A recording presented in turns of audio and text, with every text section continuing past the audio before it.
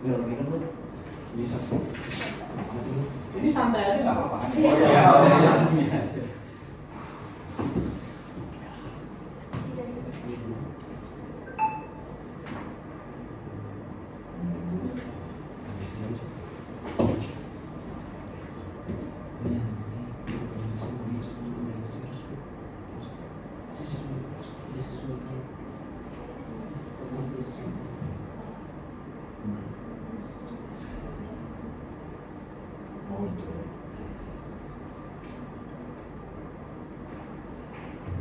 Jam berapa? Jam 8, jam 8. Oh, jam 8 itu. Ada di bensin dulu. Oh gitu. Jadi keluar ke sawah.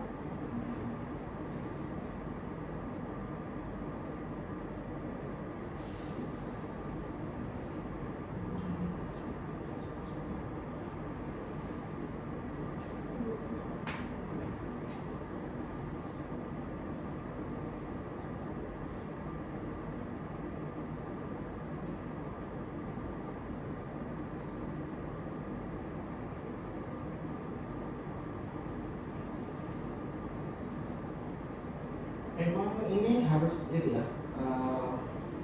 harus di perusahaan-perusahaan kayak gitu. Iya, dari itu sudah standarnya tuh kita harus ada minimal pekerja dalam perusahaan juga dalam apa orang yang di perusahaan harus ada berapa juga.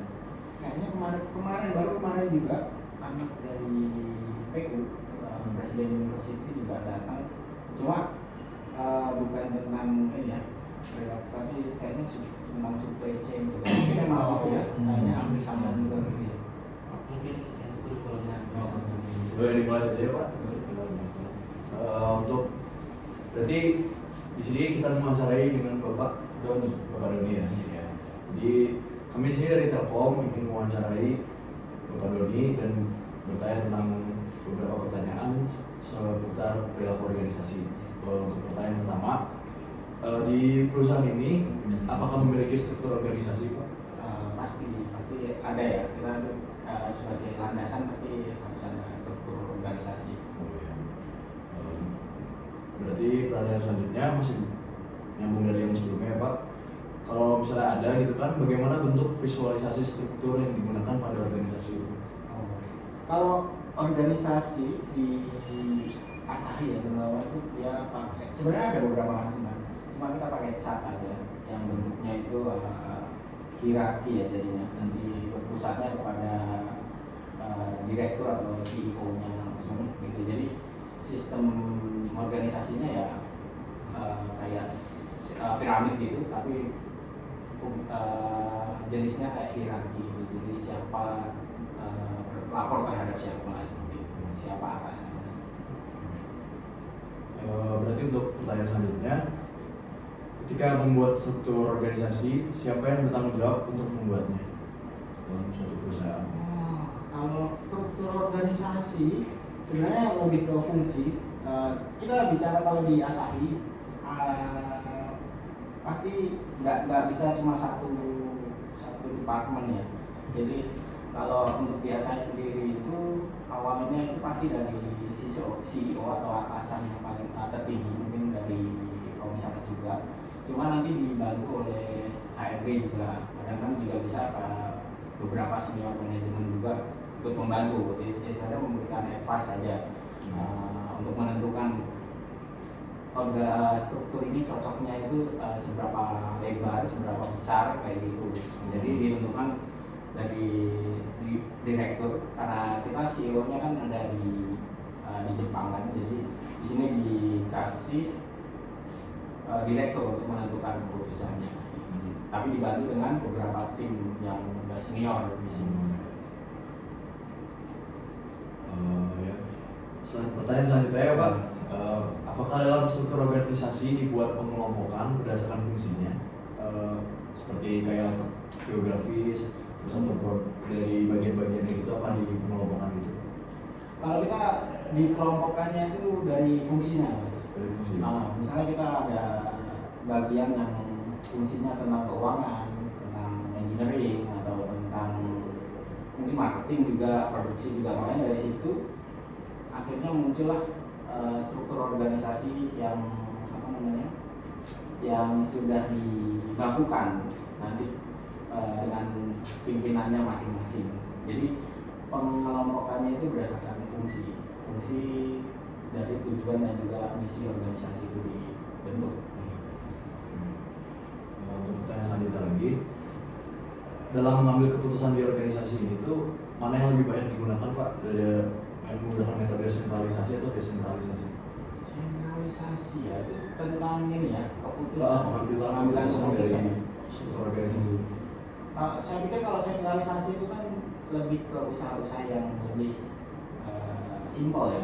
Kalau di Asahi itu lumayan besar, jadi kita pakai desentralisasi. Jadi setiap pemimpin di divisi tertentu, divisi masing-masing itu bisa apa namanya, make a decision gitu, jadi bisa ngambil keputusan. Jadi sepertinya sih kalau dilihat kita lebih ke desentralisasi. Pertanyaan selanjutnya, kalau dalam penerapan aturan berdasarkan struktur organisasi PT Asa ini, apakah perilaku dalam bekerja itu di sini pekerjanya itu pada menjunjung tinggi formalitas gitu apa tidak Pak? Atau misalnya mereka tuh lebih santai kerjanya atau lebih formal gitu? Kalau aktualnya kita itu bekerja menciptakan suasana senyaman mungkin ya kan, untuk memaksimalkan kinerja operator-operator, kinerja apa namanya, tim kita juga di bawah. Jadi aturan itu tetap harus ada, rule pakemnya itu harus tetap dibentuk.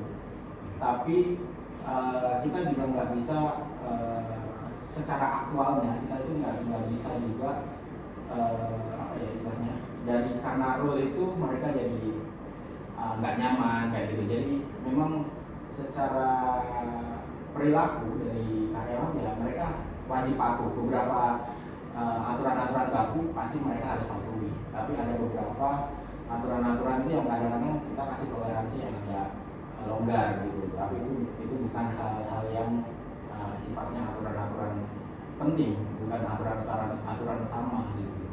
Jadi emang ada aturan yang baku yang wajib dipatuhi, sama ada beberapa yang bisa toleransi ya Pak. Fundamentalnya itu harus dijaga ya.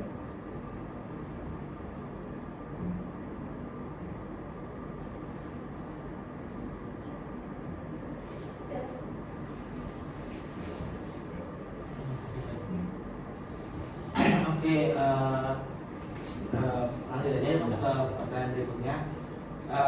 Apakah organisasi memiliki sikap yang wajib dipahami oleh seluruh pekerjanya gitu di sini Pak? Sikap berorganisasi itu kayak arahan ya. Iya. Jadi kayak jadi pastinya kita harus punya awalnya visi misi untuk menentukan sikap kita juga untuk misalnya menghadapi suatu problem atau tantangan gitu di dunia industri ya, terutama karena di Asahi kan lingkupnya industri gitu. Jadi kalau sikap pastinya kita tekankan ya untuk ke organisasi internal kita pun kita tekankan agar manpower pun atau member-member kita atau tim kita pun juga mengerti karakter dari sebuah perusahaan atau organisasi itu seperti ini. Akhirnya mereka tahu strategi dan juga visi misi kita kedepannya itu seperti apa. Makanya itu sikap itu benar-benar disosialisasikan ke tim. Kalau boleh tahu tuh nilai atau sikap itu udah jadi cerminan belum di perusahaan ini? Sebenarnya nilai dan sikap dari organisasi itu kan muncul berhubungan sama visi dan misi dari perusahaan. Jadi dari visi yang kita udah tentukan, dan itu juga kalau di perusahaan itu ada namanya ISO, itu kita harus tentukan dulu visi dan misi. Quality policy juga harus kita tentukan. Akhirnya kita dari itu muncullah nilai-nilai apa yang harus kita jaga. Kita punya visi untuk menjadi supplier baik, otomatis kita juga harus punya nilai terbaik juga, entah dari norma atau etos kerja juga. Akhirnya dari situ kita bisa salurkan itu, dari nilai-nilai itu kita sosialisasikan ke tim, itu jadi sikap mereka menanggapi dari nilai-nilai itu, dan itu pasti kita tanamkan walaupun sedikit demi sedikit. Kalau boleh tahu, yang merumuskan nilai, siapa yang di sini tuh yang merumuskan nilai atau sikap dalam organisasi itu kira-kira siapa? Awalnya itu ide pokoknya tetap dari ini ya, jajaran manajerial atau jajaran komisaris, karena mereka lah yang tahu tujuan perusahaan ini dibentuk atau tujuan organisasi ini dibentuk itu untuk apa, visi kedepannya itu untuk apa. Jadi dari situ nilai-nilai turunannya itu akan istilahnya diterjemahkan sendiri oleh golongan manajerial untuk disampaikan ke tim. Untuk pertanyaan selanjutnya Pak ya. Jadi di perusahaan ini tuh melakukan survei mengenai kepuasan kerja atau tidak? Kepuasan kerja, Iya. kepuasan kerja kalau di internal itu ranahnya di ini ya, human resource. Itu ada penilaian setiap tahun, setiap satu semester juga ada. Jadi kita lakukan. Kalau boleh tahu ya, dari pertanyaan sebelumnya ini masih berkaitan, faktor apa saja sih yang dapat meningkatkan kepuasan kerja dalam suatu perusahaan gitu? Kepuasan kerja dari sisi pekerjanya. Dari sisi pekerjaannya. Sebenarnya kalau mereka merasa nyaman, jadi kita pernah sering nggak dengar kerjaan saya susah, tapi kalau selama kita nyaman kita jalanin aja gitu ya. Walaupun gaji kecil atau gede, tapi kalau nyaman, kalau nggak nyaman, kalau gaji gede pun kalau nggak nyaman, kebanyakan kan orang juga bakalan cabut juga di yang lain gitu kan. Jadi yang kita utamakan di sini adalah kenyamanan dalam bekerja, hubungan antar karyawan itu harus dibentuk komunikasi. Kita karena diasahi di Cikarang ini nggak begitu banyak, mungkin cuma 100 orang, 100 karyawan. Jadi kita semua itu saling tahu siapa, nama, kenal, jadi saling sapa juga. Jadi lingkungan itu lebih penting daripada yang lainnya kalau menurut saya.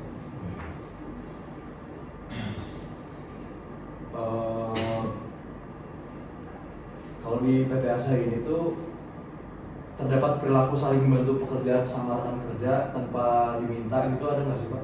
Misalnya sama pekerja itu mereka mempunyai sifat yang bersifat volunteer atau kerelaan gitu, mereka menawarkan dirinya gitu, ada di sini seperti itu. Sebenarnya itu kayak kalau di perusahaan semua pekerjaan itu sudah ditentukan ya.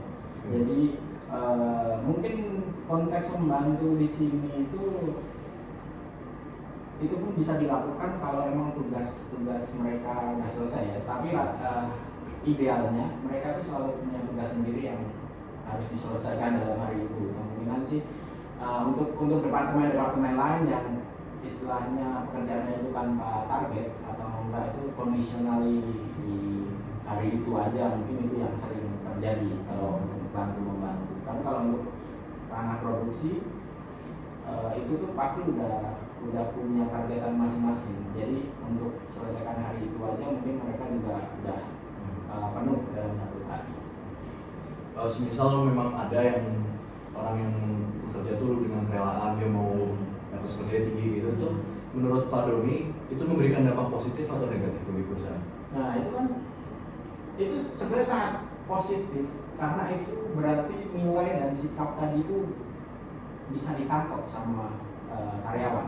Dia akhirnya berkomitmen kan untuk bekerja di sini tanpa kita harus paksa. Dia kasih loyalitas dia kasih loyalitas untuk bekerja mungkin lebih dari yang harusnya dia lakukan gitu. Makanya itu sangat membantu. Walaupun kalau di sistem kerja Jepang kita itu kerja ya sewajarnya aja dari jam untuk kelas karyawan kelas di bawah manajerial gitu. Jadi kita tuh kerja ya sewajarnya, dari yang penting disiplin, waktunya segini, waktunya bekerja kita kerja, waktu istirahat kita istirahat. Tapi kalau untuk di manajerial mungkin punya loyalitas yang lebih. Jadi tanpa harus diminta, selama pekerjaan itu belum selesai ya itu bakalan muncul dari diri kita, nggak perlu harus disuruh kan. Ini cukup ya Pak wawancara kerja. Udah selesai. Selesai ya. Pertanyaan udah semua. Oh gitu. Terima kasih untuk Pak Doni sudah meluangkan waktunya bagi kami untuk mengacara ini. Kita tutup ya Pak. Ya. Terima kasih Pak Doni. Ini nanti ini baru 14 menit kan? Nggak apa-apa. Ini udah.